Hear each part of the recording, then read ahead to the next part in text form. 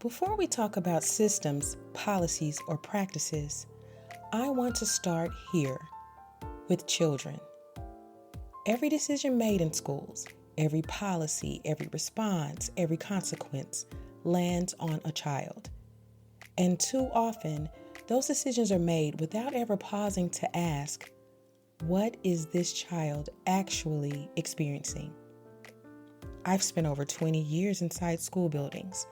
I've taught and led in public schools and charter schools, affluent communities and high needs communities, rural districts, inner city schools, and everything in between. I worked in schools serving primarily traditionally marginalized students, schools serving mostly white students, and schools that were deeply culturally diverse. One school, there were more than 80 countries, languages, and lived experiences.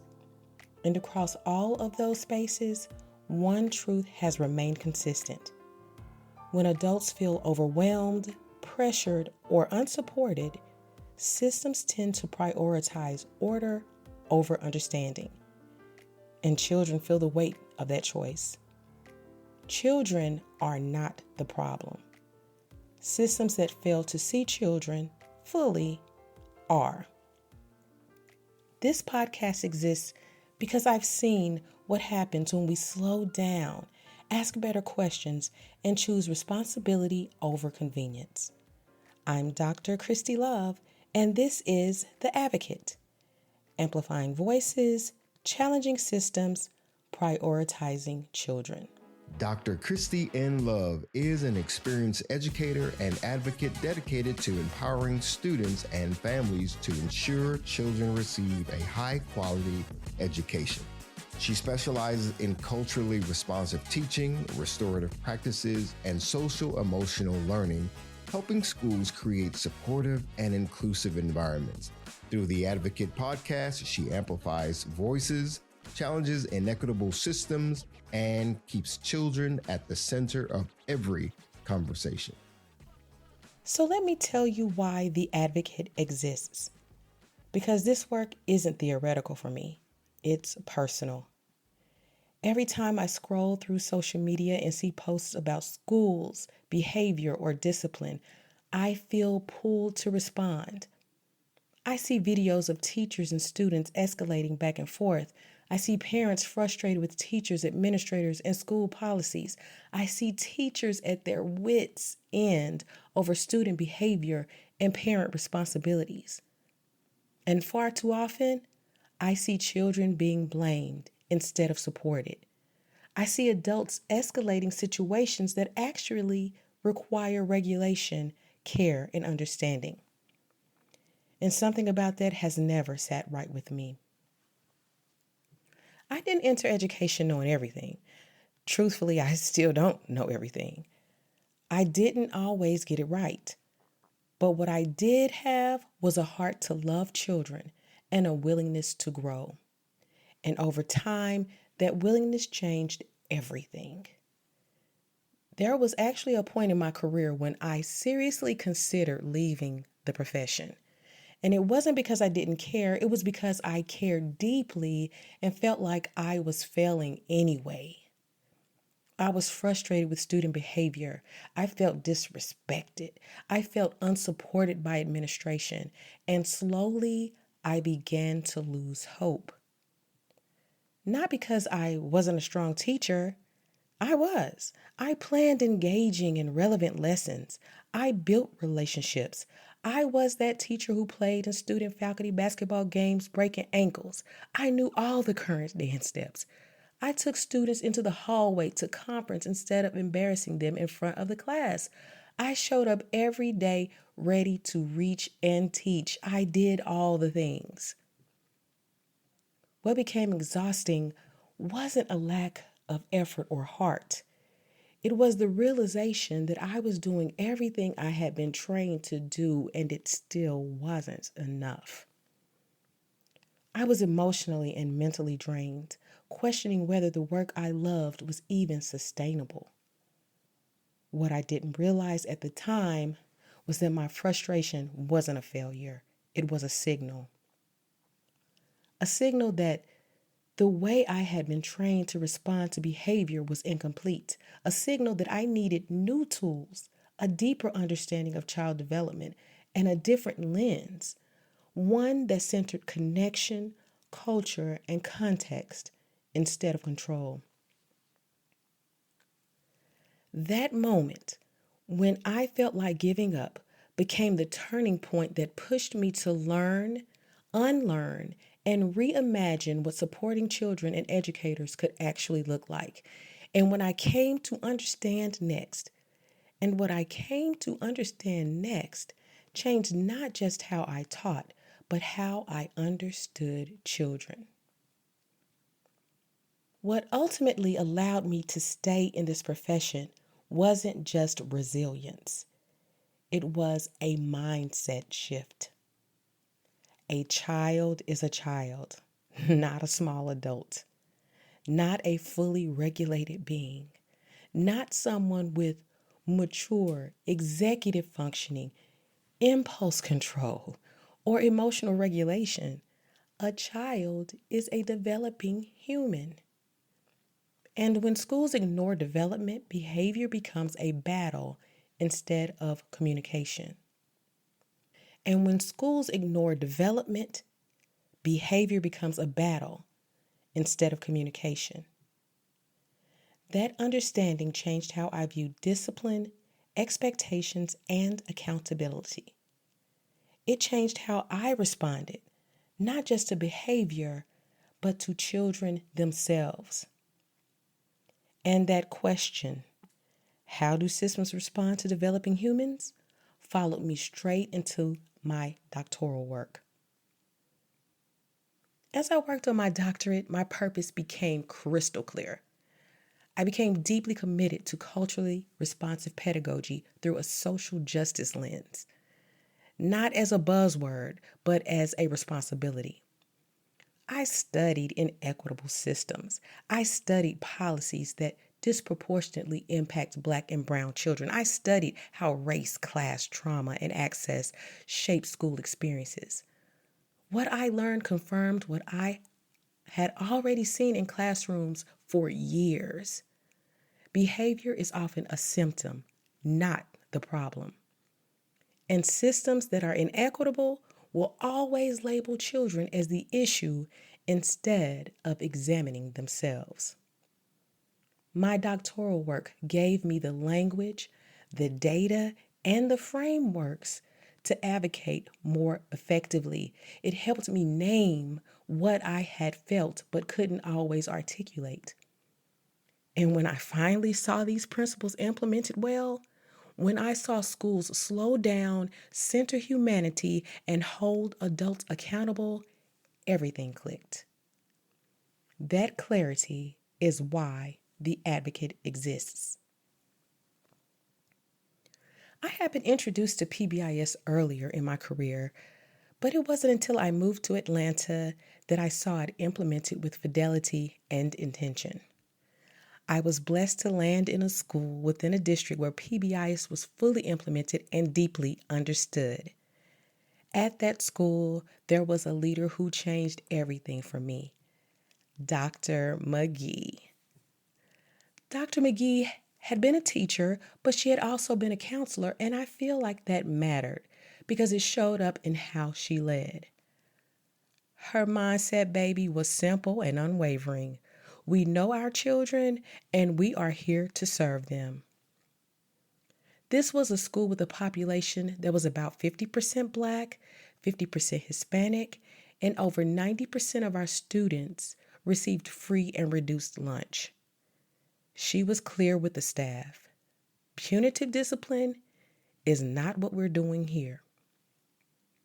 She understood both the short-term consequences and the long-term impact punitive practices would have on the populations of students we served, from damaged relationships to disengagement from school, from loss of instructional time to the school-to-prison pipeline.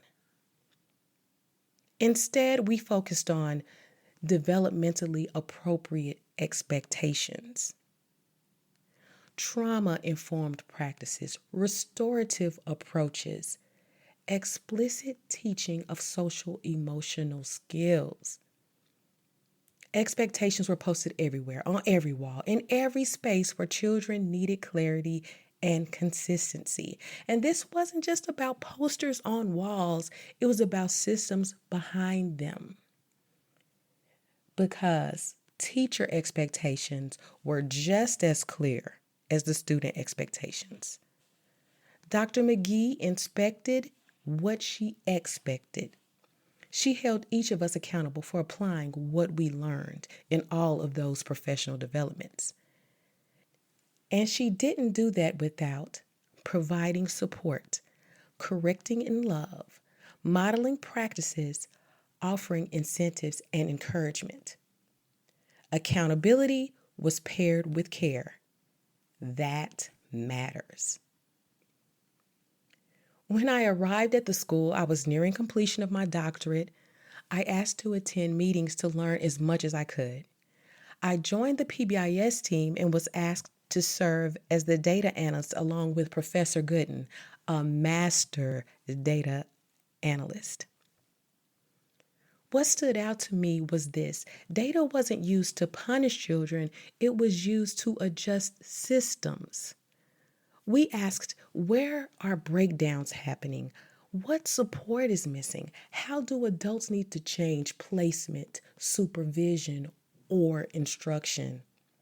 We tweaked systems to prevent misbehavior before it happened. The counselors played an integral role, supporting students and teachers with trauma-informed and restorative practice. And I need to say this: that school didn't just support children, it was therapeutic for me.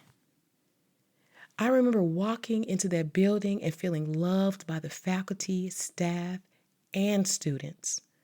I fell back in love with teaching at that school because my studies and that school gave me alignment. Listen here, this is the piece: alignment. My expectations began to meet child development, real brain research. My responses began to match what the brain is actually capable of under stress. And the system around me finally reinforced what I already believed about children. It wasn't that my students didn't appreciate me. It was that the environment, the structures, and the adult responses around them weren't always designed to support regulation, healing, and growth for them or for educators. That alignment is what changed everything. I also come to this work as a mother. I'm the mother of 2 boys. And because I'm an educator, I've always had an inside view of how schools work. I knew the language, the systems, and how to advocate when something didn't feel fair. And most parents don't have that access. Let me give you a personal example. My youngest son, Michael, was a strong student, an AB student, nearly straight A's. He was involved in choir, garden club, basketball, and consistently recognized for leadership and character. Then COVID happened. He was transitioning into middle school during a global pandemic, starting a new school virtually without the support students typically receive.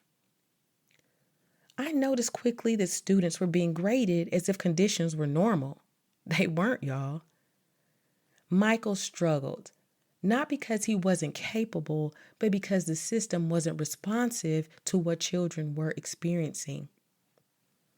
I advocated. I explained to the principal that the data they were collecting was skewed, that access, support, and home environments were not equal.